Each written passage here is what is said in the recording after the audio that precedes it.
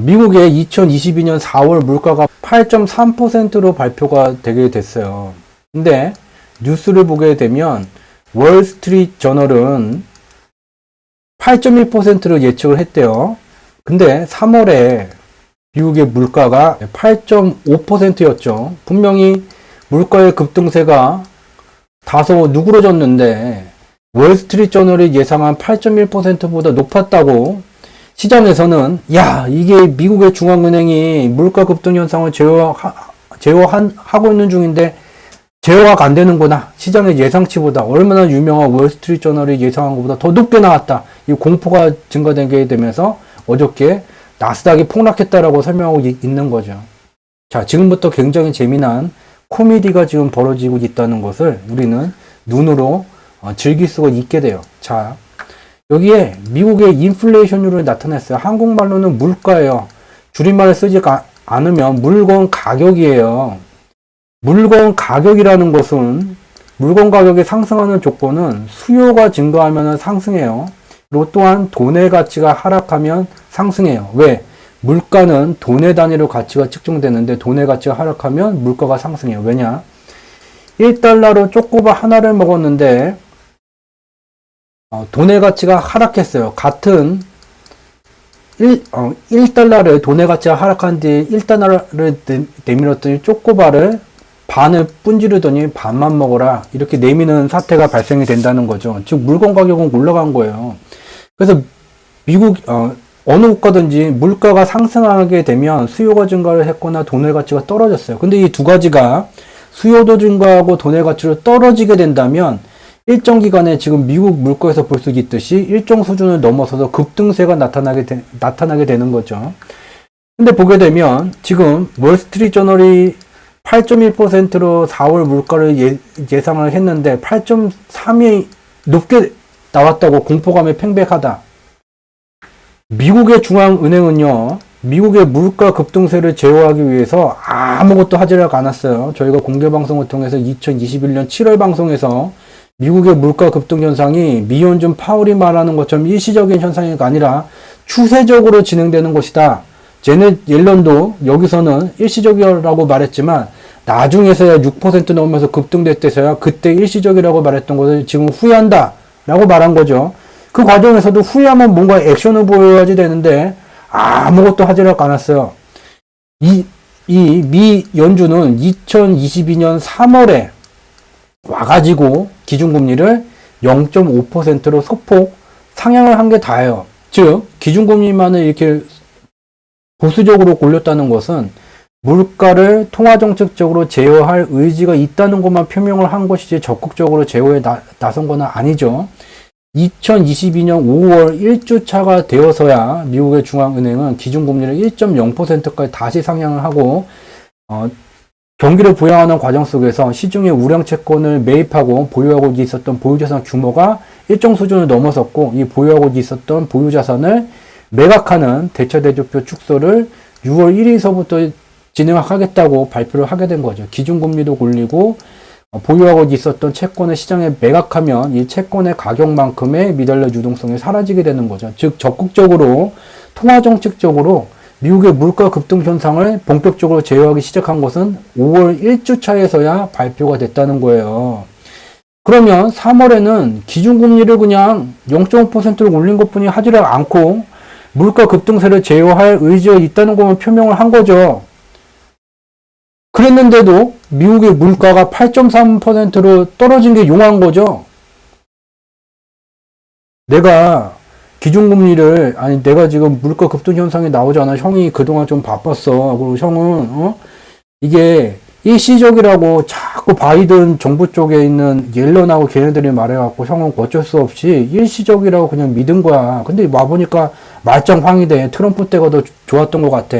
얘네들만 말 더 이상 믿지를 못하겠어. 지금은 내 의사결정대로 간다. 일시적이 아니고 제어를 해야 돼. 자, 제어의 출발점은 3월에 기준금리도 올려서 제어를 할 거야. 0.5%로 맛을 좀 보여주고 5월서부터 이제 기준금리 인상폭을 높이고 보유자산 매각도 같이 진행한다. 적극적으로 나갈 거야. 3월에 근데 왜 물가가 8.3%로 떨어졌을까? 용한 거죠. 용한 거예요. 매우 보수적으로 기준금리를 올렸을 뿐인데 물가가 이와 같이 급등세가 진행되던 게 꺾였다. 이게 더 희한한 거지. 월스트리트 저널이 말하는 것처럼 8.1까지 뚝 떨어지면서 물가의 급등세가 하락 변곡점 꼭지를 만들고 꺾여야 된다. 말이 되지가 않는 거죠. 상식적으로 이제 시작을 하네. 한 3월인데 물가의 꼭지가 만들어지길 기대하는 월스트리트 저널의 정신이 나간 거죠. 자, 그리고 또 하나 우리가 이제 지난 공개 방송들을 통해서 살펴봤었던 자료를 시각 자료를 좀 더 눈으로 봤을 때 즉각적으로 판단할 수 있도록 그림을 좀 바꿔왔어요. 무엇이냐면 여기에 막대 그래프가 미 달러 가치예요. 그리고 여기에 선 그래프가 미국의 물가예요. 여기 보게 되면 미국의 물가의 급등세가 이렇게 진행됨에 따라서 이 막대 그래프의 등락이 같이 연동되고 있는 것을 지우고 다시 보여드릴게요. 눈으로 직접 확인할 수가 있어요. 즉 달리 표현하면 미국의 물가 급등세가 진행될 때 2022년 3월까지 미연준은 아무것도 하지를 않았기 때문에 물가의 급등세가 더욱더 격하게 진행이 되게 됐고 미연준이 한 것이라는 거는 딱 하나예요. 통화정책적으로 대응하지를 않고 미달러 가치를 강세 현상을 인위적으로 만들었죠. 왜 인위적으로 만들었다고 말하는지는 저희가 공유한 유튜브에 저희 경제지표 스토리텔링 채널에 5월에 녹화 편집본들을 보시면 상세한 시각자료로 분석한 내용들이 있죠. 물가의 급등세 수치를 급하게 올라가는 것을 저감시키기 위해서는 돈의 가치를 인위적으로 올리게 되게 되면 물가의 급등세가 둔화되는 현상이 나타나게 돼요. 2022년 3월 기준금리를 0.5%를 올리기 전까지 미연준이 한 것이라는 것은 미달러 가치 강세 현상을 유도를 한 것 뿐이죠. 이러한 과정 속에서 부작용이 나타나고 있는 중이죠.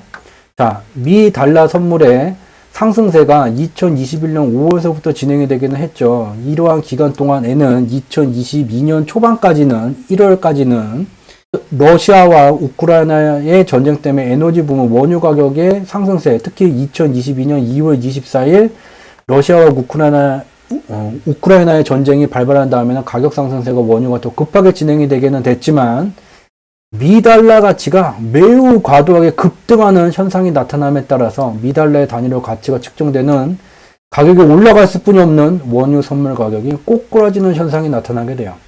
또한 자동차, 최근에 자동차를 바꾸신 분들 버튼 하나 누르면 파킹을 스스로 가고 테슬라 차를 타신 분들은 오토파일럿을 누르게 되게 되면 손을 떼도 자동차가 알아서 출장지 구미까지 가는데도 오토파일럿 누르게 되면 그냥 운전을 안 하고 편하게 쉬면서 갈 수가 있게 되는 거죠.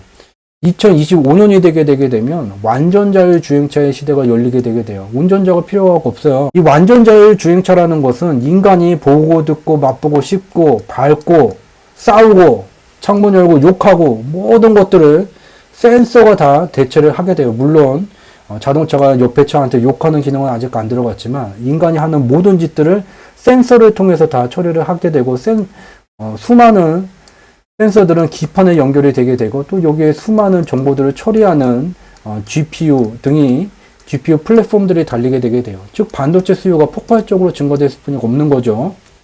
특히 이와 같은 완전 자율주행차의 시대라는 것은 이미 전통적인 자동차 시장이 만들어져 있는데 신기술을 장착한 신제품으로 기존 시장을 대체해가는 거기 때문에 경기가 불황기가 오게 되더라도 이와 같은 대체 수요를 충족하는 과정은 진행이 되게 돼요. 즉 반도체 고팡은 계속 좋아질 뿐이 없게 되고 이로부터 5년 뒤 2030년이 되게 되면 완전 자율주행차에서 베타 테스트를 마친 인공지능이 드디어 매트릭스의 세계를 넘어서 우리가 살고 있는 곳으로 나오게 되게 돼요. 인공지능의 시대가 열리게 되게 되고 반도체 수요는 더욱더 폭발적으로 증가됐을 뿐이 없는 거죠.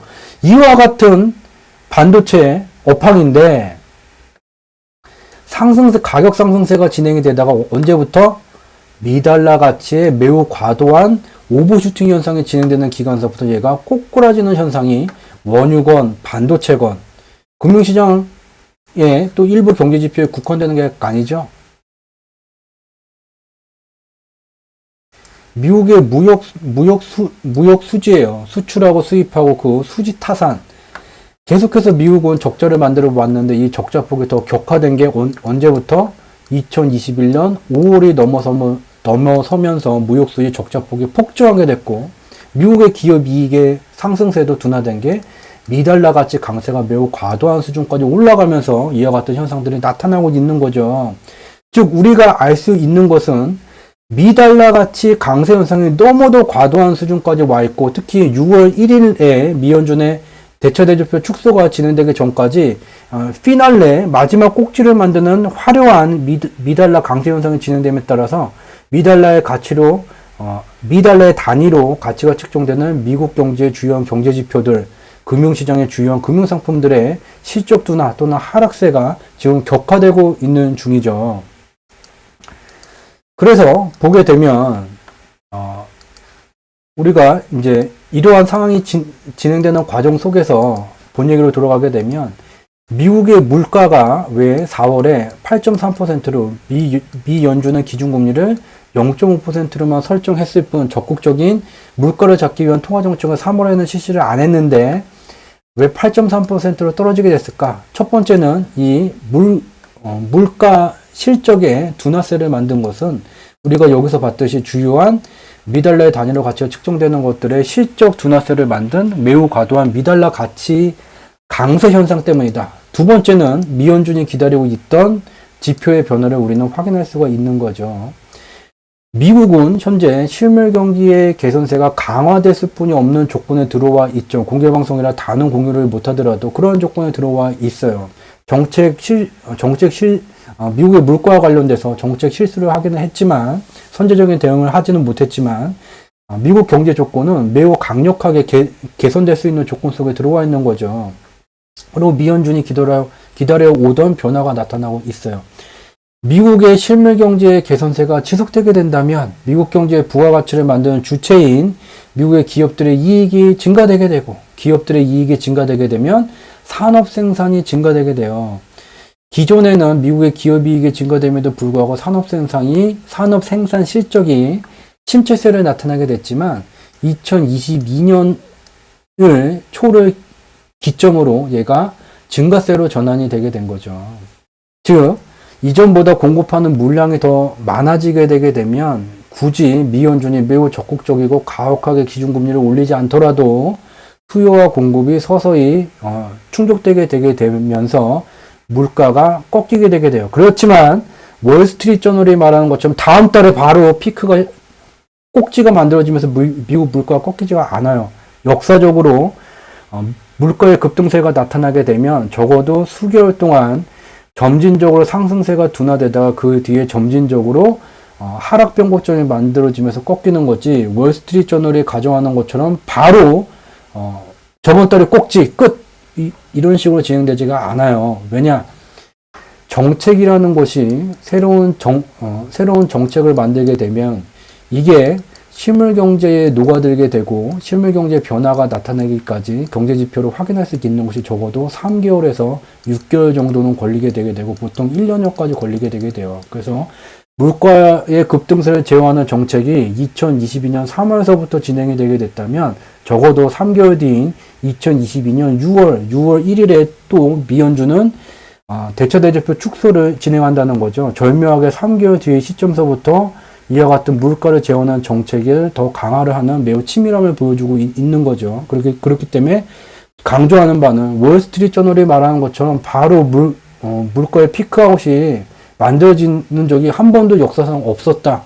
그리고 우리가 지금 주목해야 되는 것은 미국의 물가 급등 현상, 이것을 미연준이 제어할 수 있나 없나를 걱정하기 전에 시장은 미국의 실물 경제의 개선세가 지속됨에 따라서 산업 생산이 드디어 상승세로 전환이 되게 됐고, 이러한 요인에 의해서 미 달러 가치 강세 현상과 산업 생산의 증가가 맞물리게 되게 되면서 보수적으로 3월에 기준금리 조금뿐이 안 올렸는데 4월에 물가의 실적이 하락하는 현상이 나타났다는 거죠. 여기까지가 오늘 이제 첫 번째 살펴본 내용이 되게 돼요. 그래서 미국의 물가 4월이 시장의 예상치보다 높게 나왔다고 말하는 건 너무 좀 오버액션 슈퍼스타다.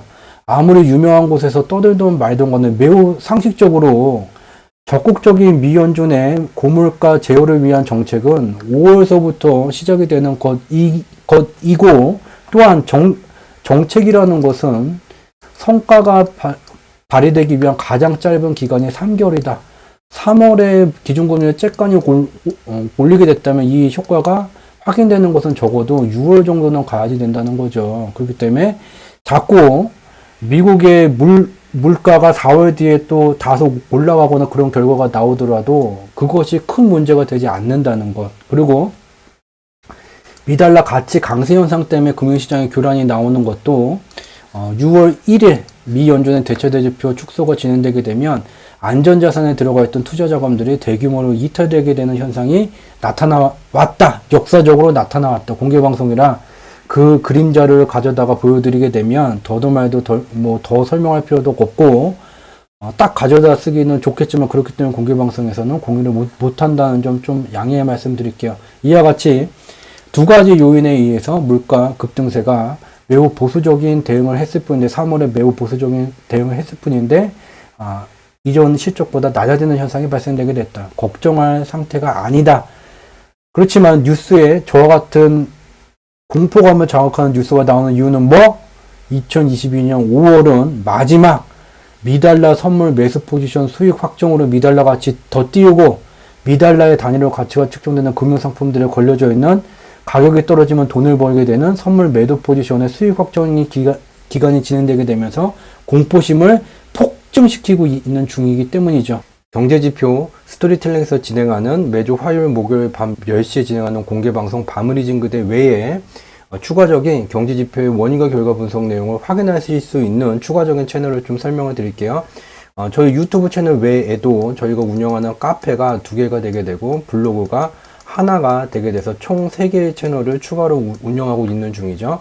먼저 유튜브에다가 저희 경제지표 스토리텔링을 검색을 하시게 되면 저희가 운영하는 유튜브 채널이 이렇게 검색이 되게 되고 여기에 정보라고 되어 있는 쪽을 클릭을 하게 되면 여기에 이제 링크 주소를 확인하실 수 있죠. 얘를 이제 마우스로 긁으셔서 오른쪽 버튼 누르고 복사하기를 누르신 다음에 새로운 창에다가 얘를 갖다가 붙이시게 되면 저희가 운영하는 카페 2개 중에 첫 번째 카페인 주상지라는 카페가 조회가 되게 돼요. 여기 좌측에 있는 메뉴 중에 이 무료 콘텐츠라고 되어 있는 이 메뉴를 통해서 좀 더 많은 경제지표의 원인과 결과 분석, 과거서부터 분석해온 그러한 저희 분석 내용들을 모두 확인하실 수 있게 되고요. 또 녹색 검색 창에다가 저희 경제지표 스토리텔링이라고 검색을 하시게 되면 이 중간에 우리가 사는 세상 바로보기라는 것을 확인하실 수 있고 얘를 클릭하게 되면 저희가 운영하는 네이버 블로그가 연결이 되게 돼요. 이 네이버 블로그를 통해서는 공개방송이 매주 화요일 목요일만 진행이 되게 되는데 이 블로그를 통해서는 좀 더 많은 이야기들을 주중에 확인하실 수가 있다는 점 말씀을 드리고요. 그리고 마지막으로 아까 검색을 했었던 거에 제일 밑부분에 또 경제지표 스토리텔링 카페라는 게 또 연결이 되게 돼요. 저희가 운영하는 카페는 주상지라는 카페와 경제지표 스토리텔링이라는 카페가 2가지예요. 근데 이 경제지표 스토리텔링 카페에는 더욱더 많은 이야기들이 들어있지만 유료 과정이기 때문에 이에 대한 상세한 설명은 여기서는 하지 않도록 하겠습니다. 이와 같이 매주 화요일 목요일 밤 10시에 진행하는 저희 경제지표 스토리텔링이 진행하는 공개방송 바무리진 그대와 관련된 추가적인 컨텐츠들을 확인하실 수 있는 카페 2군데, 블로그 1군데를 설명드렸습니다. 행복 가득한 시간 되시길 바랍니다. 늘 말씀드리다시피 우리가 살아가고 있는 이 시기는 매우 많은 기회를 제공하고 있고 그 기회를 숫자로 표현된 경제지표의 원인과 결과 분석으로 함께 살펴 나갔으면 좋겠습니다. 이만 물러가도록 하겠습니다. 고맙습니다.